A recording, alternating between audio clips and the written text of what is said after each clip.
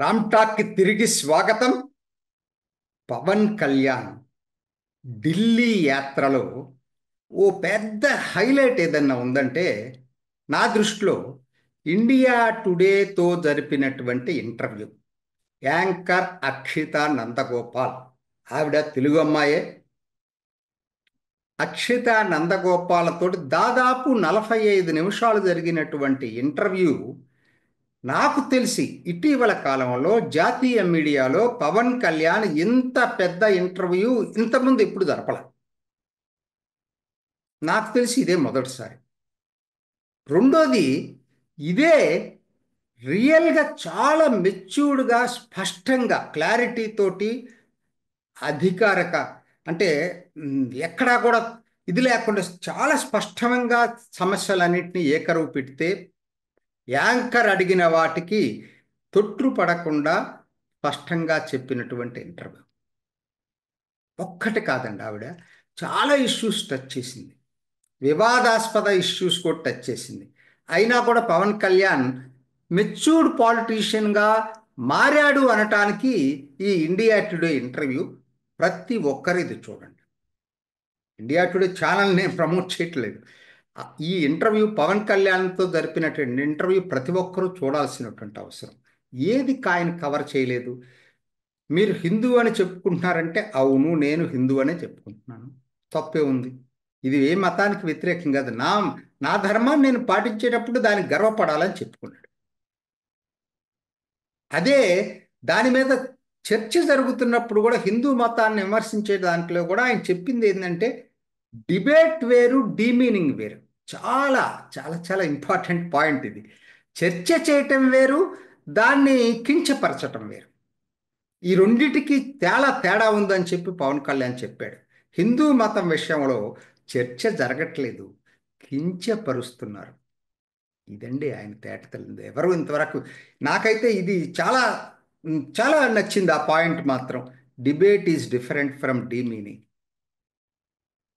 అదే కాదండి, ఆయన ఎందుకు కామన్ ప్లాట్ఫామ్ ఉండాలి హిందూస్కి, దాని మీద కూడా చాలా క్లారిటీ ఇచ్చాడు. సనాతన బోర్డు కావాలని చెప్పి ఆయనే కదా రాజకీయ నాయకుల్లో అసలు మొత్తం గట్టిగా నినదీస్తుంది, గొంతు ఎత్తి చాటుతుంది ఆయనే కదా. దానికి కారణాలు చెప్పుకొచ్చాడు. వక్ఫ్ బోర్డు వేరు, సనాతన బోర్డు వేరు అని కూడా చెప్పుకొచ్చాడు. దాని సిమిలారిటీస్ వేరు, ఇది వేరు.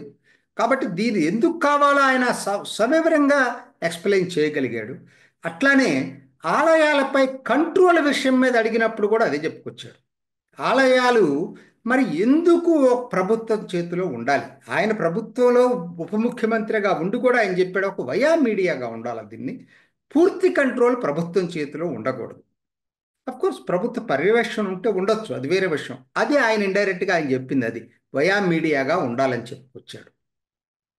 ఆలయాలపై జరుగుతున్నటువంటి దాడులు అంటే పరోక్షంగా ఇప్పుడు ఆస్తులు, భూములు ఏ విధంగా అన్యాక్రాంతం అయిపోతున్నాయి, ఇవన్నీ కూడా ఇంకా చాలా చెప్పుకొచ్చాడండి ఆయన. ధర్మం అనేది ఒకరికి సంబంధించింది కాదు, ఇది అందరికీ సంబంధించింది. మరి హిందూయేతరులు తిరుమల తిరుపతి దేవాలయంలో ఉండటాన్ని మీరు ఈ నిషేధించడాన్ని మీరు సమర్థిస్తారా అంటే కౌంటర్ క్వశ్చన్ వేశాడు. మక్కా మసీదులో ముస్లింలు కాకుండా వేరే వాళ్ళు ఉండటాన్ని మీరు సమర్థిస్తారా? చర్చిల్లో ఉండటాన్ని సమర్థిస్తారా? సో కాబట్టి అసలు ఇది చర్చే కాదంటాడు ఆయన. ఏంటంటే హిందూయిజం అనేది ప్రతి వాళ్ళకి ఒక ఏదంటే పుషింగ్ బాల్ లాగా, ఇది పంచింగ్ బాల్ అట్లాగా అయిపోయింది తప్పితే, నిజంగా ఇది వేరే మతం మీద ఎవరైనా ఇట్లా మాట్లాడేటట్టయితే ఎటువంటి రియాక్షన్ వస్తుంది, స్పందన ఎలా ఉంటుంది అనేది కూడా చెప్పుకొచ్చాడు. బంగ్లాదేశ్ విషయం మీద కూడా చాలా అద్భుతమైన వివరణ ఇచ్చాడు. అసలు మన సైనికులు ఎంతోమంది ప్రాణత్యాగం చేసి బంగ్లాదేశ్ నిర్మించింది, దానికి పూర్తి సహాయ సహకారాలతోటి దేశాన్ని ఏర్పాటు చేసిన దాంట్లో ప్రధాన పాత్ర పోషించింది భారత్ కదా. ఇవాళ భారత్ మాకు సంబంధం లేదు, అక్కడ అది వేరే దేశం కాబట్టి మైనారిటీల రక్షణ మా అది వాళ్ళ ఆంతరంగిక వ్యవహారం అనుకోవటానికి లేదు. We are entitled. మరి ఆ రోజు మన సైనికులు ప్రాణత్యాగం ఎందుకు చేశారు? అక్కడ అంతమంది ఎందుకు చనిపోయారు? అసలు అక్కడ దాకా ఎందుకండి? నేను ఎప్పటి నుంచి చెప్తున్నా కదా, అసలు అసలు దేశ విభజన జరిగింది మత ప్రాతిపదిక మీద. అఫ్ కోర్స్ అది పెద్ద సబ్జెక్ట్. అది నేను నెహ్రూ లియాఖత్ అలీ ఒప్పందమే చాలా చాలా తప్పు నా దృష్టిలో. ఇవాళ జరుగుతున్నది, బంగ్లాదేశ్లో జరుగుతున్నటువంటి ఆ, వ్యవహారాలు చూస్తూ ఉంటే ఇస్కాన్ని బ్యాన్ చేయాలట. చూడండి అసలు, అసలు ఎలా వెళ్తున్నారంటే తీవ్రవాదులు నిరసన తెలిపే హక్కు కూడా ప్రజలకు లేదట. నువ్వు నిరసన తెలిపితే మేము నీ ఇళ్ళ మీదకి వచ్చి దాడి చేస్తాం, మానభంగాలు చేస్తాం, మీ ఆస్తులను ధ్వంసం చేస్తాం, మీ జ్యువెలరీ షాపు లూట్ చేస్తాం. ఇది అక్కడ జరుగుతుంది బంగ్లాదేశ్లో ఇవాళ. ఆయన మంచి ఉదాహరణ చెప్పాడు. ఫారిన్ గవర్నమెంట్ వాళ్ళు ఎవరో వచ్చి మాట్లాడినప్పుడు మీ దేశంలో మైనారిటీ హక్కులపై దాడులు జరుగుతున్నాయంటే ఆయన ఇక్కడ పేరు చెప్పలేదు కానీ నేను చెప్తున్నాను, ఓవైసీ ఇచ్చినటువంటి ప్రకటన ఉంది కదా, 15 నిమిషాలు మాకు మీ పోలీసులు తీసేస్తే మీ హిందువులందరినీ ఏం చేస్తామనేది. అయినా అలా మాట్లాడే వాళ్ళకి కూడా హక్కు ఉంది ఇక్కడ. మైనారిటీల హక్కులు పోయినాయి అని ఎవరండి చెప్పేది భారత్లో? చాలా బాగా కౌంటర్గా ఆయన చెప్పగలిగాడు. చాలా అదే అదివరకు నేను చూడలేదండి ఇట్లా పవన్ కళ్యాణ్ ఇంత మెచ్యూర్డ్గా మాట్లాడటం. I think he has developed a lot. He has developed a lot. ఆయనకి ఇప్పుడు ఆ కాన్ఫిడెన్స్ లెవెల్స్ కూడా బాగా పెరిగినాయి. మాట్లాడే పద్ధతుల్లో కూడా క్లారిటీ కూడా బాగా పెరిగింది. ఒక విధంగా రాటు తేలాడని చెప్పొచ్చు ఇవాళ. పరిణతి చెందిన రాజకీయ నాయకుడుగా రాటు తేలాడు. చివరగా మోడీ మీద అడిగారు, ఏంటి మరి మోడీ మీద నీ అభిప్రాయం ఏంటి, ఎందుకు మీరు మోడీకి మద్దతు ఇస్తున్నారంటే ఆయన అందరూ చెప్పే పద్ధతులు ఆయన చెప్పలేదండి. అందరూ ఏం చెప్తారు, ఆయన ఓ మోడీ విధానాలు అద్భుతం అది ఇదని చెప్పాడు. ఆయన మోడీని అందరూ ఏ విధంగా టార్గెట్ చేశారు ఆయన గుజరాత్ ముఖ్యమంత్రిగా ఉన్నప్పుడు, అంతమంది టార్గెట్ చేసినా కూడా ఎదుర్కొని నిలబడి పోరాడినటువంటి యోధుడు మోదీ అని చెప్పాడు.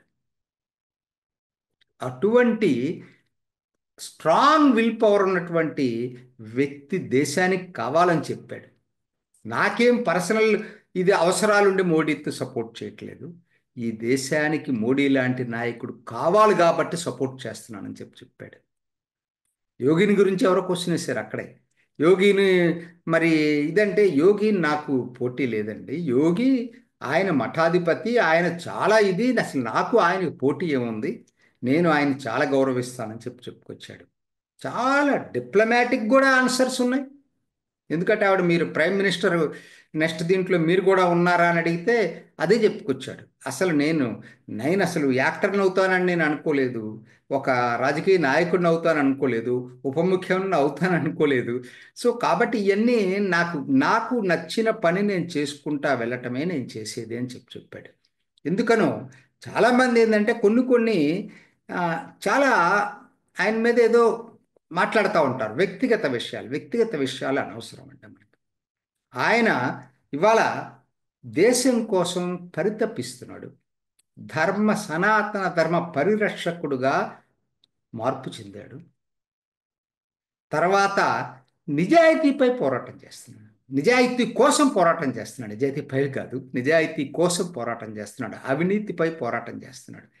ఈరోజు కాకినాడ పోర్ట్లో జరిగినటువంటిది ఎప్పటి నుంచో వేల 25 సంవత్సరాలు ప్రైవేట్ పోర్ట్ అది. అక్కడ జరుగుతున్నటువంటి ఈ స్మగ్లింగ్, ఉచిత రేషన్ బియ్యం, ఎన్ని వేల కోట్ల రూపాయలు ప్రజాధనం ఏ విధంగా స్మగుల్ అయ్యి ఇతర దేశాలకు ఎగుమతి అవుతుందనేది చాలా బ్రహ్మాండంగా ఎక్స్పోజ్ చేయగలిగాడు. ఇప్పుడు మీరు నేను ఏదైనా చెప్తే వీడియో చేసినా ఎవరు చూస్తారు, ఎంతమంది చూస్తారు? పవన్ కళ్యాణ్ సెలబ్రిటీ, ఆయన మాట్లాడిన తీరు జనానికి ఆకట్టు. ఇది చాలా ఇంపార్టెంట్.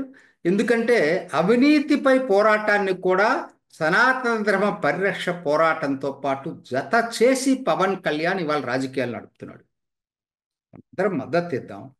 ఒక విధంగా చెప్పాలంటే తెలుగు రాజకీయాల్లో దేశభక్తియుత రాజకీయాల వైపు రాజకీయాల్ని మరలిస్తున్నటువంటి వ్యక్తి పవన్ కళ్యాణ్ ఇవాళ. అది మనం మర్చిపోవద్దు. మోడీ నిజంగా ఆయన తీసుకుంటున్నటువంటి దేశభక్తియుత కార్యక్రమాల్ని మద్దతు ఇవ్వటమే కాకుండా ఇవాళ కాకినాడలో పీడిఎస్ రైసు స్మగ్లింగ్ని ఎత్తి చూపటంలో ఏంటంటే మోడీకి మద్దతు ఇచ్చినట్టేది. ఎందుకనంటే ఆయన వేల కోట్ల రూపాయలు ఖర్చు పెట్టి ఉచిత రేషన్ ఇస్తా ఉంటే ప్రజలకి పందికొక్కుల్లాగా మేస్తా ఉన్నారు చాలామంది. వ్యవస్థని అడ్డం పెట్టుకొని లూటీ చేస్తూ ఉన్నారు. ఈ వ్యవస్థ మారాలి అని మోడీకి సహాయకుడుగా నిలబడ్డటువంటి యోధుడు పవన్ కళ్యాణ్. నిజంగా నాకు నిన్న కాకినాడ పోర్టుది కానీ ఇండియా టుడే ఇంటర్వ్యూలో ఒక్కసారి నేను అందరిని కూడా యూట్యూబ్లో చూసుకోండి. తను మాట్లాడిన పద్ధతి, హ్యాండిల్ చేసిన విధానం, యాంకర్ని చెప్పినటువంటి అంశాలు ప్రతి ఒక్కరిని ఆకట్టుకుంటాయి. దేశ రాజకీయ నాయకుడిగా పరిణతి చెందినటువంటి పవన్ కళ్యాణ్ని ఆ వీడియోలో మనం చూస్తున్నాం. ఇది ఈనాటి రామ్ టాక్. ఇంకొక ఎపిసోడ్లో మళ్ళా కలుసుకుందాం. నమస్తే.